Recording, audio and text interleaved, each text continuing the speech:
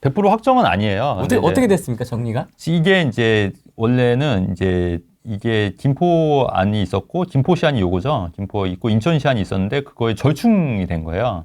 절충이 돼서 중간. 네, 중간으로 절충이 돼서 원래 이제 이쪽에 2개가 더 있어야 돼, 3개인가 있어야 되는데 이거를 아마 이 2개만 놓고, 그러니까 인천 검단에 2개만 놓고 이쪽으로 검안역이 새로 생기고 이렇게 감정? 장기. 뭡니까? 네. 감정입니까? 검정?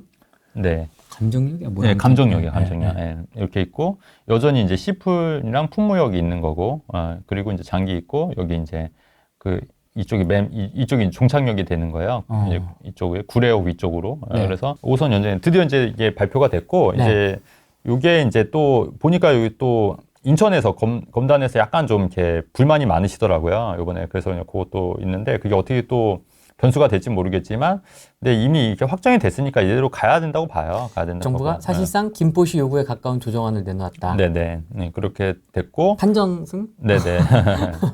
그렇게 됐고, 이제, 그래서 이제 여기 보시면, 이제 좀 약간 유망 지역을 보라고 하면은, 이쪽이 아마 그 양곡, 여기가 어떻게 하면 김포 한강 신도시가 아니라 요만큼이 이제 양곡이 있는 지역이어서 이쪽이 좀 많이 좀 변두리였는데, 이쪽에 여기 생기면 5호선이랑 바로 직행이 되고, 기존에 이제 김포 도시철도 구례역이 아마 있는데, 구례역에서 거리가 멀다 보니까 역세권이 아니었어요. 그래서 여기가 그나마 좀 저렴한 데가 많이 있거든요, 이쪽도. 그래서 이쪽도 좀 관심 있게 보시면 괜찮을 것 같고, 장기는 또 GTS-D가 들어가는 지역이기 때문에 이쪽도 관심 있게 보시면 좋을 것 같고, 뭐 풍무야 뭐 워낙 또 잘 아는 지역이니까. 그리고 이제 시풀이 이제 그 힐스테이트 리버시티 있는 곳 바로. 그렇습니까? 네, 바로 앞이에요. 바로 1분 거리. 여기는 저도 투자를 하고 또 그 회원들도 많이 샀던 지역이기도 하거든요. 그래서 근데 이제 제가 이제 4년 전에 저희 단톡방에 이제 올라오셨던 분이 한 회원분이 네. 그 말씀 하시더라고요. 이게 4년 전에 제가 5호선이 연장에 대해서 설명했던 게 그게 기억이 난다고. 그게 2019년도니까 4년이 맞거든요. 근데 그때 이제 이런 것도 예상이 되니까 이런 게 만약에 발표가 되면은 훨씬 더 이제 역세권 아파트. 왜냐면 김포에 있어도 역세권이냐 아니냐, 특히 5호선 역세권이냐 아니냐에 따라서 많이 이제 가격 차이가 많이 나서 희비가 많이 갈릴 수가 있지 않습니까? 근데 이렇게 되면은 바로 1분 거리에 이제 놓여지는 거예요. 진짜 말 그대로 이제 초역세권이 되는 거지 않습니까? 그렇기 때문에 그런 지역들은 아무래도 이제 완공이 다 되면은 훨씬 더 교통이 좋아지기 때문에 수요가 몰릴 수밖에 없는 거거든요. 근데 그거를 제가 4년 전에 얘기를 했던 거예요. 4년 전에. 근데 이제야 실현이 된 거예요. 이제야. 근데 어떻게 4년 전에 그걸? 사실 이게 도시계획에서는 다 계획은 어느 정도 나와 있어요. 아니, 근데 그래도 막 변경되고 막. 변경될 수 있죠. 근데 이제 제가 여기가 무조건 될 수밖에 없다고 판단했던 게, 요 앞이 바로 시내폴리스라는 지역에서, 여기도 이제 지금 좀 지지부진하지만, 여기도 이제 국가산업단지로 지금 키우려고 하는 지역이에요. 시내폴리스. 시내폴리스라고, 업무단지가 이제 생길 예정이거든요. 네. 그래서 여기는 무조건 쓸 수밖에 없다고 이제 판단을 했던 것 중에 하나죠. 그래서, 근데 이제 이게 이제 들어맞았고, 이제 그게 이제 드디어 들어맞았기 때문에 이제 아무래도 좀 많이 편리해지겠다. 근데 이것도 아직까지 변수가 있기 때문에 조금 이렇게 100% 이제 안심하시면 안 되고 꾸준히 좀 관찰하시면서 보시면 좋을 것 같고, 아무래도 5호선이 뚫리다 보면 5호선은 이제 마곡도 연결이 되고 여의도도 연결이 되고 광화문도 연결이 되는 지역이다 보니까 앞으로 요거는 훨씬 더 이게 뚫리게 되면은 이제 이제 지금 현재 가격도 사실은 굉장히 저평가됐다고 판단하기 때문에 앞으로 더 좋아질 여지가 있다고 저는 보여지는 거죠. 김포시는 환영한다는 입장이고 인천은 분통이 터져 나왔다고. 네, 네. 근데 언제까지 싸울 수는 없으니까. 정리는 해야 되니까. 그렇죠. 그래서 어느 선에서 마무리가 됐으면 좋겠다 이런 말씀 좀 드리는 거죠. 요거는 사실 제가 재작년부터 계속 얘기했어요. 5호선 연장 관련해서는 제 칠판에도 막 이렇게 쓰고. 몇 번 하시죠, 몇 번. 네네. 그래서 이런 지역 좀 관심이 있어요. 실제로 이런 지역들은 이거 작년 연말, 재작년부터 해서 요즘 같은 때도 오히려 계속 올랐거든요. 떨어지지 않고. 그렇습니까? 네, 계속 올랐어요. 그러니까 모든 경기가 부동산이 안 좋다 하더라도 분명히 이렇게 오르는 지역들이 있는 겁니다. 오르는 지역들이 있기 때문에 제가 이게 시기가 꼭 중요하지 않다고 말씀드리는 이유도, 요새 뭐 부동산 다 안 좋다 뉴스 나오지만 이런 지역들은 실제로 예전 1년 전 시세 한번 보시면 다 오르고 있어요, 지금. 그렇기 때문에 그런 거를 잘 이렇게 검토하시면서 이제 의사결정을 하셔야지, 뭐 집값이 다 떨어진다고 하니까 뭐 지금 사면 안 되겠다 이렇게 생각하시는 것보다는 반드시 어떤 한 시점에 저평가된 저평가된 아파트가 있기 때문에 그런 걸 찾아서 잘 투자하는 게 더 중요하다. 저는 그렇게 생각을 하는 거예요.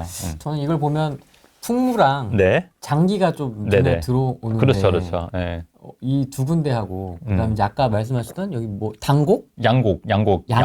예, 양곡지구? 예, 양곡역? 네네. 여기를 지금 얘기하셨잖아요. 네네네. 저는 그냥 네. 딱 봤을 때는 풍무나 장기에 해야 되는 게 아닌가? 장기도 물론 좋고요. 근데 네. 풍무도 이제 많이 올랐고 상대적으로 여기가 그 가격 비교를 했을 때 많이 저렴했었어요. 그러니까 풍무 지역이랑 이 시풀 앞에 있는 그 가격 아파트를 비교하면은 한 여기가 좀 더 저평가돼 있었거든요. 근데 똑같이 역세권이라고 하면은 당연히 역세권이 된다고 하면 여기가 저평가된 데 위주로 투자를 했던 거죠. 일부러. 그러니까 풍무 지역보다는 여기가 그때 차익이 한 1억 정도 차이가 났었거든요. 풍무 지구, 풍무 센트럴 부르지오랑 이쪽이랑 한 1억 정도 차이가 났기 때문에 오히려 저는 좀 역발상으로 이미 1억 정도 오른 것보다는 1억 정도 싼 데를 이제 투자를 했던 거예요.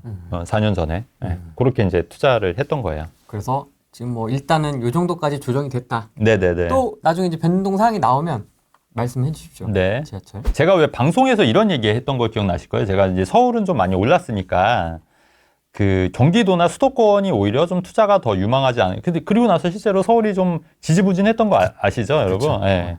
근데 그 이유 중에 하나가 전세가율인데 서울이 전세가율이 50%에서 50%인데 이제 인천이나 경기도 같은 경우 60%라는 얘기거든요. 전세가율. 근데 전세가율이 60%가 넘었다는 건 그만큼 제가 판단할 때도 실거주가 더 실거주의 비중이 더 많기 때문에 상대적으로 저평가되어 있다고 판단한 거예요.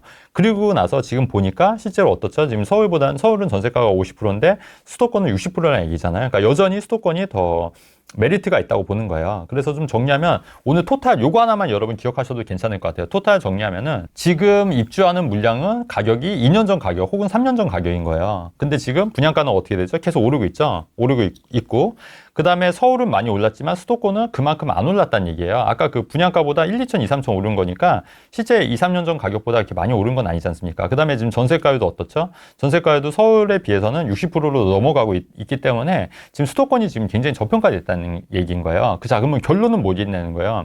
결론은 GTS A나 이런 GTS C라든가 이런 호재가 있는 지역에 수도권에 새 아파트 3, 4억대 아파트는 절대 안 떨어진다는 게 제 생각인 거예요. 수도권에 네. GTX에 네. 수도권 네. 신축에 3, 4억대가 있을까요? 아까 봤잖아요, 아까. 예를 들면 이거 GTX 아니었잖아요. GTS A가 뚫리면 그 온기가 거기까지 퍼진다는 거예요, 결론적으로. 바로 역세권 아니지만. 바로 밟고 있는 거 말고 그렇죠. 또. 그러니까 운정신도시 자체가 GTS A의 영향권에 되는 거예요. 그래서 3, 4억대가 있냐고 물어봤잖아요. 똑같이. 있잖아요, 지금. 아까 보셨잖아요. 그런 데는 크게 영향, 심지어 뭐 수도권의 5억대 아파트들도 4억대, 5억대 아파트도 그렇게 이게 뭐 떨어질 여지가 있는 건 아니라고 저는 판단을 하는 거예요. 신축이고. 왜냐면은 그 중에 또 하나가 이런 커뮤니티 시설들이 또 잘 갖춰져 있기 때문에 실제로 굉장히 살아보면 굉장히 또 구축이랑 또 차원이 다르기 때문에 그런 식으로 계속 전세나 이제 수요가 계속 몰린다는 거죠. 그래서 그런 지역들은 제가 볼 때 가장 싼 아파트다, 현재. 가장 저평가된 아파트다. 이렇게 판단하고 있는 거예요, 제 생각은. 그러면 지금 이 분위기는 네. 작년 겨울하고 좀 대자뷰되는 모습이라고 보시는 거세요? 아니죠. 그러니까 재작년 겨울에는 이제 다 같이 떨어졌지 않습니까? 네. 떨어졌었고, 지금은 이제 어느 정도 이제 회복을 한 상태잖아요. 회복을 한 상태에서. 심리가 지금 네. 분위기 자체는 네네. 다 지금 안 쳐다보는 분위기는 똑같잖아요. 네네네. 그래도 이런 아파트들은 간다는 거예요, 제 생각은. 그러니까 좀 지지부진할 수 있고 올해 상반기까지는 지지부진할 수 있는데 제가 말씀드린 이런 아파트들은 이제 추후에 충분히 오를 여지가 있다고 판단을 하는 거죠. 그래서 만약에 그때 목동 사시는 분 여기 방송이 계신다고 해서 사시는 분 엄청 챙기시네요. 좀 마음이 남더라고. 남더라고. 또 팬이래잖아요, 또. 그래서 그런 분들은 제 말 잘 들으시고 수도권에 그런 투자 위주로 하시면은 크게 리스크 없고 거기다 감정가도 높기 때문에 대출도 나온다. 대출도 나오고 그 보증금과 월세를 세팅하면 대출 이자를 충당하고도 남기 때문에 그런 거는 크게 리스크가 없다. 전 그렇게 판단한 거예요. 8호선 뚫리는 다산역 근처. 네, 다산역 아파트. 네. 어떻게 보십니까? 그러니까 이미 올랐어요. 제가 판단할 때는. 나쁘지 않아요. 나쁘지 않은데 이미 올랐어요. 그러니까 저는 이제 그거보다는 항상 말씀드리지만 아예 좀 사람들이 좀 덜 쳐다보는 지역 위주로 하잖아요. 그러다 보니까 조금 오해도 생길 수도 있고 하는데 이미 다산역 근처는 이미 올랐어요. 한번. 덜 쳐다보는 지역이 어딜까요? 아까 다 말씀드렸어요. 이렇게 못 알아듣는다. 다 말씀드렸어요. 다 말씀드렸고. 그래서 그런 지역도 나쁘지 않은데, 근데 8호선 들어오면 당연히 좋아지죠. 그러니까 저는 이제 그러니까 이런 거죠. 그러니까 4년 전에 김포가 그러니까 4년 전 김포 5호선 연장을 보고 투자를 했던 거면 굉장히 오랜 시간 투자를 한 거잖아요. 사람들이 정말 관심 없을 때, 아예 4년 전에.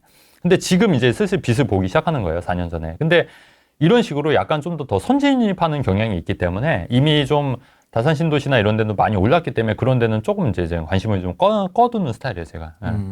그런 관점에서는 조금 제가 좀 약간 좀 아예 바닥일 때 들어가기 때문에 그런 데는 조금 늦었다. 근데 나쁘진 않다. 나쁘진 않다. 이 말씀 드리는 거예요. 알겠습니다. 저도 목동 재건축을 가지고 있는데 팔릴 때까지 기다렸다가 강남으로 가야 할지 아니면 목동 홀드하고 강남을 하나 잡는 2주택 전략으로 가야 할지 고민입니다. 근데 이제 그렇게 되면 강남이 이제 조정적이다 보니까 취득세 문제가 걸려요. 예. 그리고 이제 물론 강남 주택을 사고 3년 안에 팔면 되긴 하니까 그렇게 해서 이제 취득세 문제를 해결하면 상관이 없는데 취득세 문제는 한번 검토를 해보셔야 된다는 얘기예요. 취득세 상관없으면요? 어떤 거? 3년 이내 팔고 3년 이내 그러니까 3년 이내 팔아서 취득세를 그냥 일반세로 낸다? 그러니까 제가 말씀드린 거는 지금 강남을 사면은 취득세가 8%인 거예요. 두드려 맞는 거. 네, 두드려 맞는데 네. 기존 재건축 목동 재건축을 3년 이내 팔면 되는 거거든요. 일시적 1세대 1주택으로. 근데 그 3년 이내 만약에 팔려서 그렇게 할 거면 지금 사도 되고요. 근데 이게 안 팔릴 것 같다. 더 3년 이상 홀딩할 거다. 그러면 사면 안 되죠. 왜냐면 8%면 30억 잡으면 2억 4천인가요? 거의 2억 4천, 2억 5천. 취득세 2억 4천, 2억 5천 내려고 해봐요. 그것도 만만찮아요. 네. 가능하셔서 이렇게 얘기하신 게 아닐까 싶긴 하고. 뭐 그럴 수도 있고, 그럴 수도 있고. 아니면 그렇다고 하면은 취득세 문제가 있기 때문에 그건 한번 검토를 해보셔야 될 것 같고, 아니면 팔고 그냥 강남으로 사시는 것도 나쁘지 않다는 거죠. 월세가 스물스물 올라가고 있습니다. 네네. 오피스텔 월세입니다. 네. 강남 오피스텔 투자 어떻게 보십니까? 저 항상 말씀드리는 건데, 저는 강남 오피스텔은 이제 신축이, 그다음에 강남 오피스텔은 다 규모들이 작다고 말씀드렸잖아요. 규모가 작은 거. 진짜 작아요. 네, 그래서 이제 그런 데보다는 저는 이제 오피스텔 투자를 몇 번 언급을 드렸잖아요. 이제 커뮤니티 시설이 있고 좀 규모가 크고 대단지고 이제 브랜드이고 이런 오피스텔이 저는 향후에 좀 더 월세나 전세 수요도 많아지고 추후에 오를 여지도 있다고 판단을 해서 그런 쪽에 투자를 했는데, 근데 지금 오피스텔이 많이 눌려 있다 보니까 아직 오피스텔 가격이 많이 안 오르는 상태이긴 해요. 근데 어느 정도 그게 완화가 되면 저는 그런 오피스텔도 분명히 빚을 발할 수 있을 거라고 판단을 하고 있다는 거죠. 그래서 만약에 투자를 하실 거면 전 강남 오피스텔보다는 오히려 제가 말씀드린 그런 조건에 부합하는 오피스텔을 찾으시는 게 훨씬 더 맞을 수 있다는 판단이고, 그 다음에 이제 강남은 이미 지하철이 더 이상 뚫릴 데가 없지 않습니까? 근데 이제 신규로 지하철이 뚫리는 지역들의 오피스텔 이런 것도 좀 눈여겨보시는 것도 나쁘지 않다는 얘기. 오히려 그런 게 더 투자 가치 면에서는 더 좋다는 말씀 드리는 거예요. 오피스텔은 아파트에 비해서 크게 오르는 건 아니고 매매가 잘 되는 건 아니기 때문에 일단은 제가 항상 말씀드리듯이 이렇게 아파트 위주로 포트폴리오를 구성하시고 더 이상 내가 이제 좀 할 게 없다, 혹은 내가 좀 월세를 받는 부동산을 사고 싶다. 그럴 때 오피스텔을 하시는 게 맞다. 그게 아니라 내 돈도 없는데 무조건 오피스텔부터 사서 매매 차익을 거두겠다. 그거는 참 쉽지 않다. 그래서 이제 그건 아닌 것 같다. 그래서 그거는 본인의 자금 사정과 조건에 따라서 이제 선택을 하셔야 될 문제라고 말씀드리는 거죠. 이거 되게 중요한 질문인 것 같은데요. 일시적 2주택에서 네. 다주택자 플러스 오피스텔 보유의 단계로 넘어가는 스텝이 궁금합니다. 다시 한 번만. 그러니까 네. 일시적 2주택의 다주택자에서 네네네.